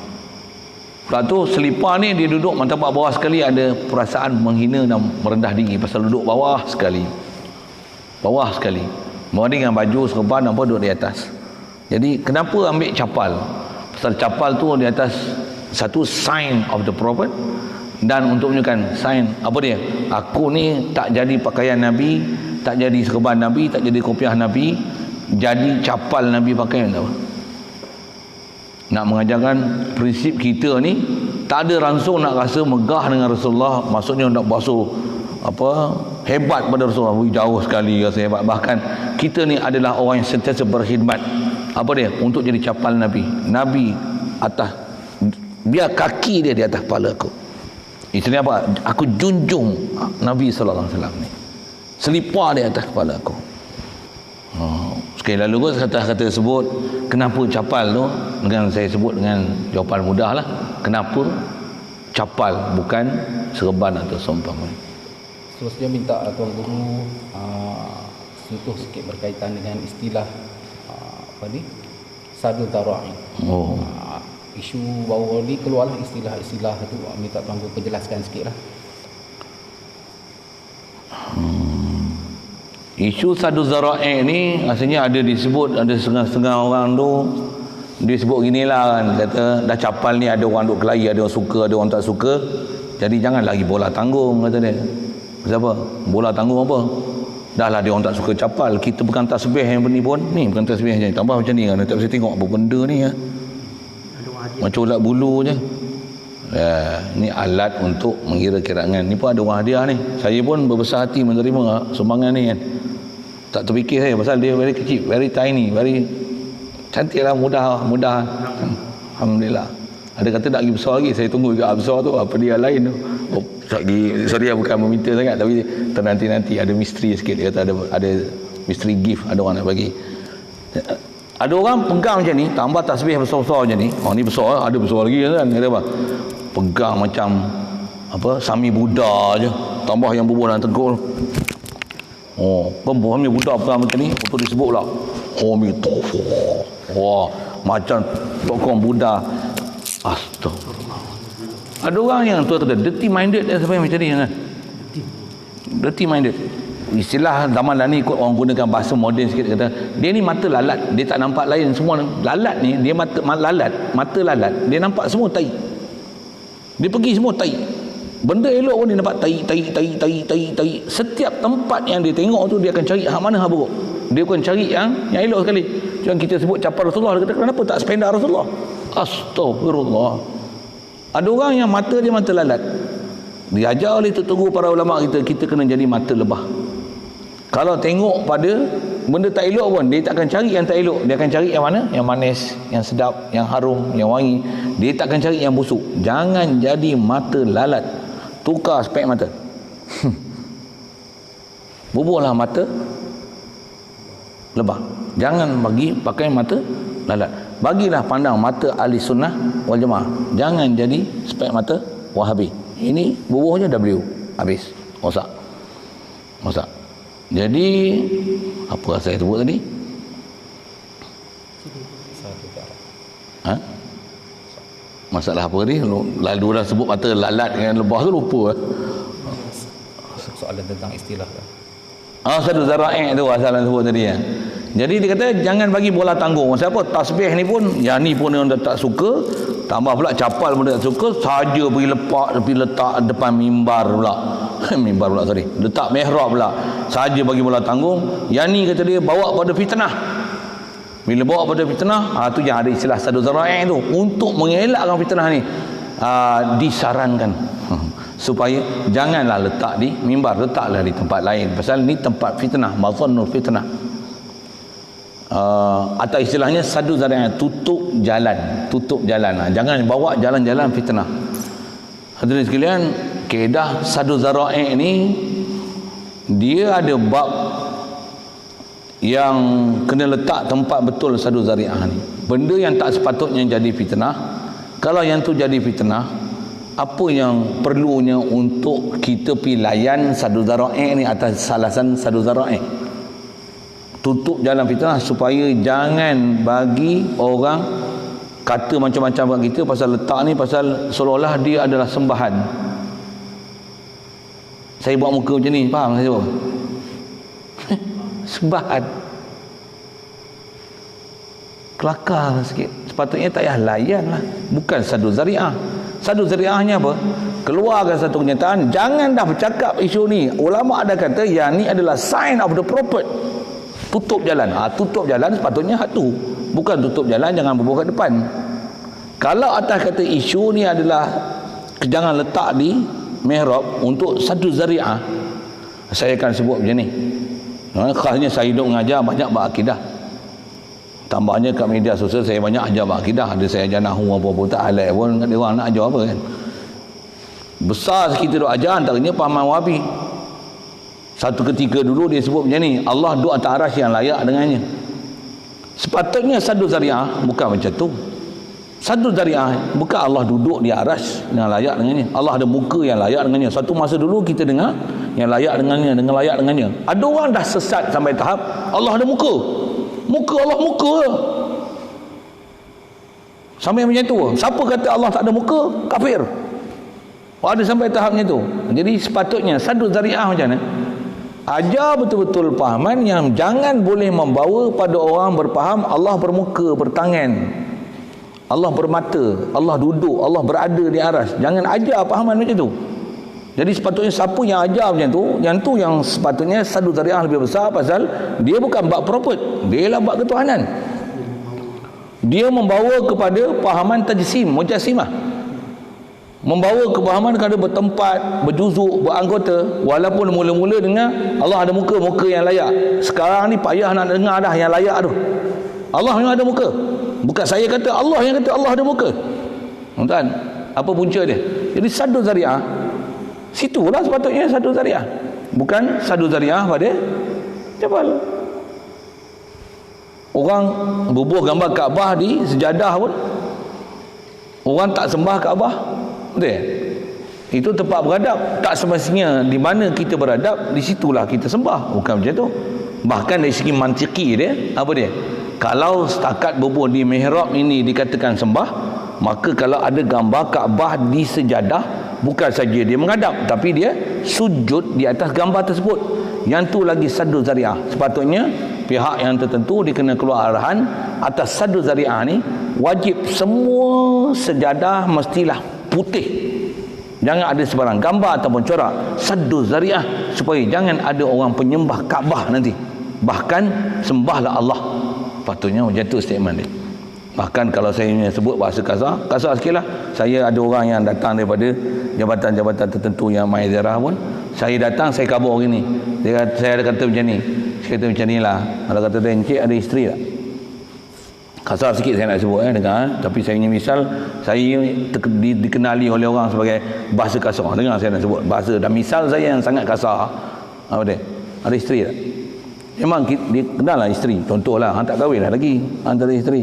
Ada isteri tak? Contoh, ada isteri kan? Isteri kamu baik tak? Baik tak? Baiklah. Baiklah. Kalau isteri kamu baik, tiba-tiba viral satu Malaysia kata isteri kamu zina. Soal, adakah sadu zara'i itu macam mana? Ceraikan isteri supaya jangan timbul fitnah kata isteri kamu telah berzina. Macam tu kan? Sedang-sedang cuci tangan, cerai kahwin lain, macam tu kan? Kita tahulah isteri kita siapa, sangat baik. Orang nak bising punya lantaklah kau. Ni orang duk kata kita sembah capal. Astagfirullah. Gila kau, aku sembah capal. Habis tu takkan kita nak layan orang gila macam tu? Di atas kita tahu kita buat apa, saya yang buat, saya yang pasang. Ada orang potong, ada orang cadang bola lampu, itu yang lagi. Tapi saya yang pasang, saya yang buat bentuk dia. Dia punya apa sebutlah, soft paper dia apa, kertas tu reka 2-3 ali lah. Saya yang lakarkan tu, saya yang suruh anak saya potong, saya yang pasang. Saya tahulah apa benda saya buat. Tiba-tiba senang-senang dia nak suruh saya tanggalkan. Saya bukan ada sembah apa-apa. Apa kena-mengena kau duk anggap aku sembah. Aku tahulah apa yang aku buat. Pun this my premise, you know. Oh, kasar sikit lah. Saya cakap saya kasar sikit macam tu. Macam isteri dia lah. Isteri kita bagus-bagus punya baik. Tiba-tiba orang suruh kita cerai. Saya sarankan supaya cerailah isteri untuk mengelakkan fitnah. Macam kalau tuan-tuan lah duduk tempat suami tu, tuan-tuan nak kata apa? Agak-agak barat nak? Aku pancung kepala kau. Itu kalau barat lah kan. Saya nak sebut. Jadi sadu zara'i bukan situ. Sepatutnya sadu zara'i macam ni. Apa dia? Siapa tak pergi sembahyang Jumaat? Bahkan cuti ni, jangan cuti hari Ahad dan Sabtu. Pasal apa? Ini adalah sebab untuk orang tak pergi sembahyang Jumaat pasal alasan kerja. Sadu zari'ah macam mana? Semua negeri kena tukar. Cuti adalah hari Jumaat. Itu baru sadu zari'ah. Itu sadu zari'ah. Sepatutnya sadu zari'ah apa dia? Semua pelajar supaya jangan hilang ciri-ciri kemaluan, pakai songkok, haram pakai cap, haram pakai tie. Pasal apa? Sadu zari'ah supaya jangan terikut budaya barat dan Yahudi dan Nasrani. Patutnya semua berkepiah, hatta China dan India pun kena berkepiah ataupun bersongkok. Kepiah kot kasar sangat, pakai songkok. Pasal apa? Ni pakaian kebangsaan supaya dia sedar dia adalah rakyat Malaysia. We are Malaysia citizenship. Oh, contohlah kan, supaya jaga kemelayuan kita. Sorry sebut, jaga kemelayuan kita. Hatta orang yang bangsa asing yang bukan Melayu pun dia rasa dia Melayu dan bahasa cakap dia bahasa Melayu, tambah pula berlahir di tanah Melayu. Patutnya gitu kan? Patutnya tu. Ni sampai dah tak rasa Melayu, sampai bangga pakai tie, pakai tarik, pakai bow. Sepatutnya apa? Sadu zari'ah dia macam mana? Bukan syariatkan pakai bow dan tie. Sadu zari'ah dia macam mana? Pakai songkok. Boleh faham saya tak apa? Ya. Kenapa yang tu tak dikatakan sadu zari'ah? Sadu zari'ah. Kenapa tak diharamkan cerita-cerita drama, contoh gerak khas? Pasal apa? Mengajar manusia berbuat jenayah melalui filem itu. Belajar buat jenayah melalui filem. Orang belajar jahat dengan tengok filem tu jadi jahat. Orang tak tahu macam mana nak bercium, tapi tengok cerita orang putih bercium. Dengan sebab tu mereka pandai bercium. Sadu zari'ah ni macam mana? Jangan tunjuk aktiviti bercium, aktiviti atas ranjang, kata-kata. Sorry saya punya bahasa tu. Filem-filem orang putih ni jangan masuk. Pasal apa? Dia ada buka aurat, ada gini aktiviti sosial, bercampur tunjuk minum arak apa. Hatta gerak khas pun terpaksa orang kita pergi berlakon jadi jahat, jadi ni, jadi pelacur, jadi apa, jadi makan ganja. Orang tak tahu ganja macam mana nak diproses, tengok dengan cerita gerak khas tahu buat ganja macam mana.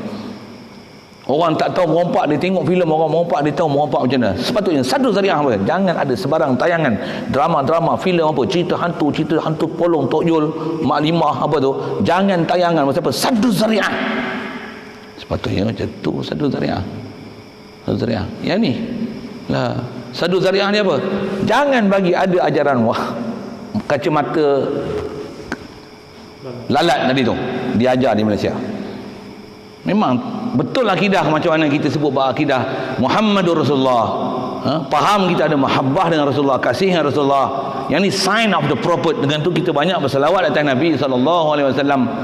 Patutnya kalau semua betul akidah itu, tak timbul isu ni. Tak timbul isu ni. Satu, saya mula-mula dengar sikit, saya sebut itulah, walaupun dari satu sudut saya dah jawab. Saya dengar isu tu, pula tu cepat pula tu. Hari kedua kejadian, hantar berita tengah hari, petang sampai. Itu rombongan pertama. Rombongan kedua pula datang pula 4 orang pula. Masa tu saya tak ada, saya balik semalam pula. Semalam datang pula 4 orang. Ada rombongan kedua datang. Satu daripada bahagian mufti, satu unit bahagian akidah. Wow. Maksudnya masalah besar sangatlah. Tapi yang sangat besar macam tak ada apa-apa je. Macam tak ada tindakan apa-apa je. Soalnya, di mana saddu zari'ah itu? Di mana saddu zari'ah itu? Allah, saya tolong khabar je lah kan untuk atas soalan kata saddu zari'ah tu di mana kan? Sepatutnya saddu zari'ah macam mana? Bas ini bas lelaki je, ni bas perempuan saja. Ataupun sebelah lelaki, sebelah perempuan. Sekolah macam mana? Perempuan ni belakang, lelaki di depan. Ataupun sebelah lelaki, sebelah perempuan. Tapi tak ada sistem macam tu mah. Yang dapat? Orang lelaki keliling dia perempuan, orang perempuan keliling dia lelaki. Ni sistem apa ini mah? Kau kena betulkan sistem pendidikan, sistem pelajaran. Saya sebut kasar tuan-tuan. Saya sebut, kau nak gunakan isu saddu zari'ah, kau betulkan semua saddu zari'ah yang kau nak gunakan isu saddu zari'ah tu. Di mana saddu zari'ah tu? Misi-misi tak boleh pakai, dah pakai yang ketat-ketat. Pasal apa? Saddu zari'ah. Pasal apa? Tambah yang dirty minded tu. Dia tengok ketul-ketul tu, dia dah nampak isi dalam. Sorry saya punya bahasa tuan-tuan tak boleh wali-wali. Tengok benda-benda yang tak elok pun nampak apa? La ilaha illallah, innallaha jamal. Innallaha jamil, yuhibbul jamal. Astagfirullah. Sikitlah saya dia nak naik temper tu, panas pula sikit ni. Baran sikit kalau saya sebut itu. Tapi atas isu tu patutnya situ saddu zari'ah. Jadi soalan saya nak sebut belakang ni apa? Fikirkanlah yang mana sepatutnya saddu zari'ah tu, yang nak diutamakan mana prioriti lebih besar untuk saddu zari'ah. Ada orang asal mana saddu tu tutup, zari'ah tu jalan. Sekarang sebut dengan singular plural. Zara'i jalan, zari'ah jalan. Tapi zara'i tu plural, zari'ah singular. Sad sumbat, tutup jalan. Tutup jalan. Dia macam isyarat Quran, wala taqrabuz zina. Zina satu hal, jalan-jalan tu saddu zari'ah. Jangan ada majalah-majalah. Ni dah dilulus oleh kementerian-kementerian tertentu, tapi tengok mangga dululah kan. Lah ni saya tak tahu mangga ada tak ada. Tengok mangga ni, memang tengok berketul-ketul mangga. Tuan-tuan tak faham sudah saya punya bahasa macam tu.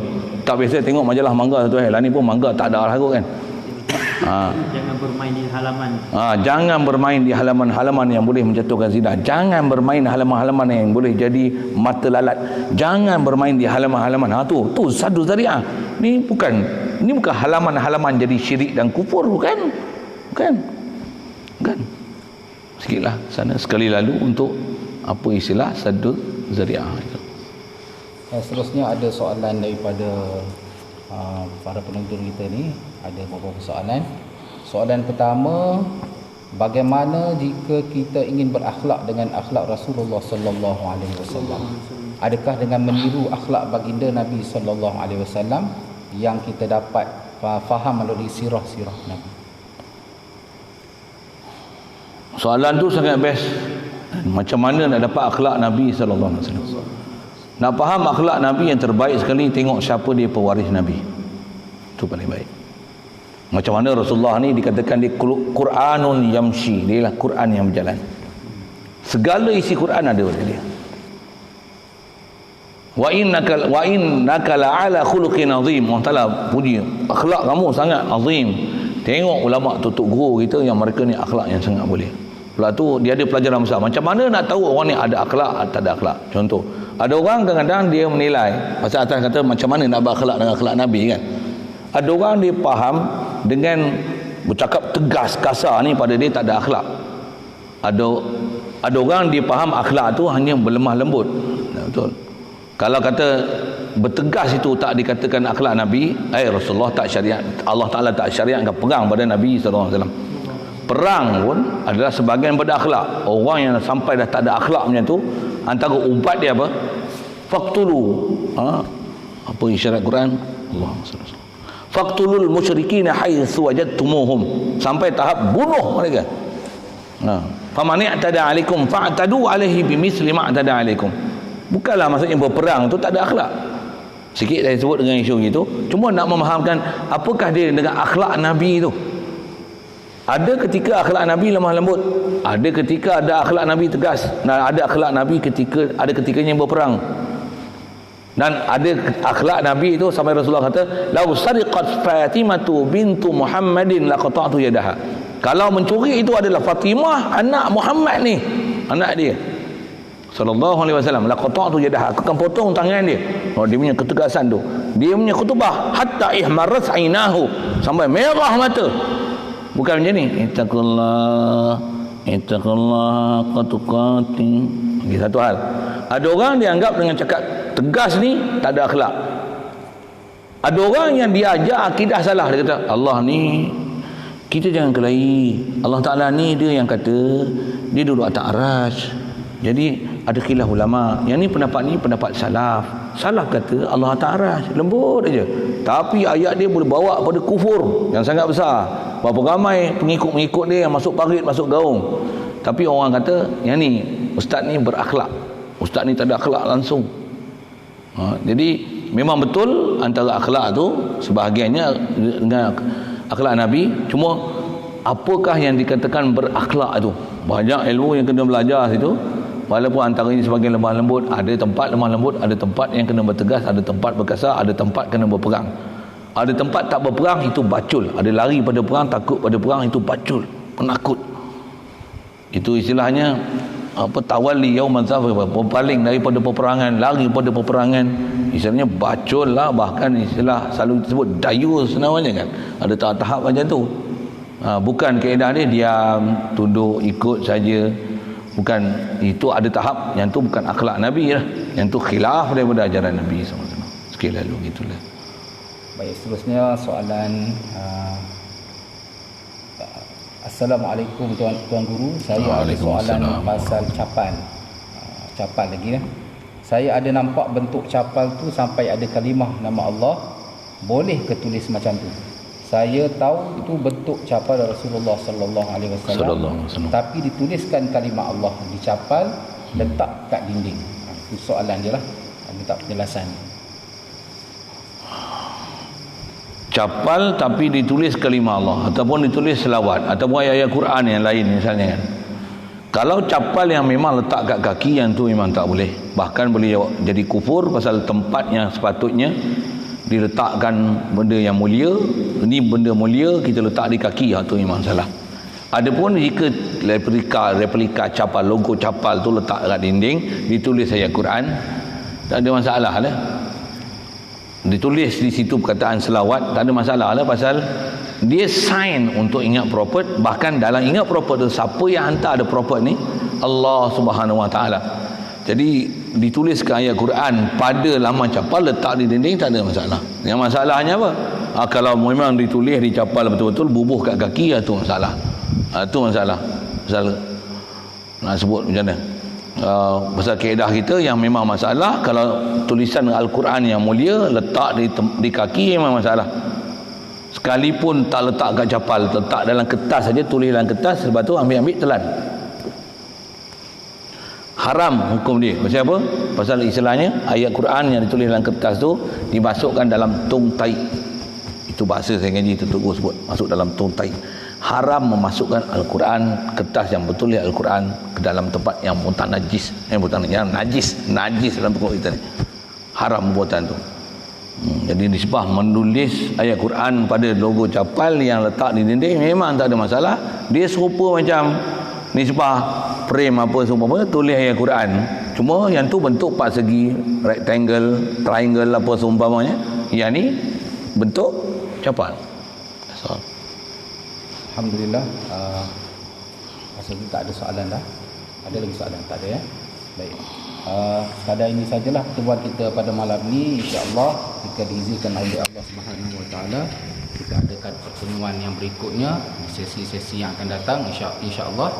Mungkin tajuk yang lain pula, ataupun tengoklah keadaan bagaimana nanti pertemuan kita seterusnya. Jadi pada malam ini sekadar ini saja pertemuan kita.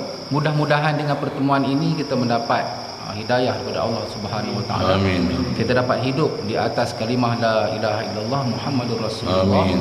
Kita dapat hidup perasaan kita, hati kita kasih cinta kepada Allah Subhanahu Wa Taala, kasih dan cinta kita kepada Rasul sallallahu alaihi wasallam, kepada sekalian sahabat Nabi sallallahu alaihi wasallam, para aulia, para pewaris Nabi dan para ulama kita yang telah pergi sebelum kita dan yang ada sekarang ni, insya-Allah. Jadi sekadar itu saja, saya sudahi dengan wabillahi taufik wal hidayah. Wassalamualaikum warahmatullahi wabarakatuh. Waalaikumsalam. Bismillahirrahmanirrahim. Allahumma nawwir qulubana bi nuri hidayatika kama nawwartal arda bi nuri syamsika. Awadan abada bi rahmatika ya arhamar rahimin. Warzuqna fahman nabiyyin wa hifzal mursalin wa ilhamal malaikatil mukarramin. Waftah lana abwabal ma'rifati كما فتحت على أوليائك وأصفيائك وأذكيائك وأحبائك وأخلائك بفضلك وجودك وكرمك يا أكرم الأكرمين. اللهم حببنا إلى حبيبك مصطفى صلى الله عليه وسلم. اللهم حببنا إلى حبيبك المصطفى صلى الله عليه وسلم. اللهم حببنا إلى حبيبك المصطفى صلى الله عليه وسلم واجمع بيننا وبينه صلى الله عليه وسلم في الدنيا والآخرة. وصلى الله على سيدنا محمد وعلى آله وصحبه أجمعين. سبحان ربك رب العزة عما يصفون وسلام على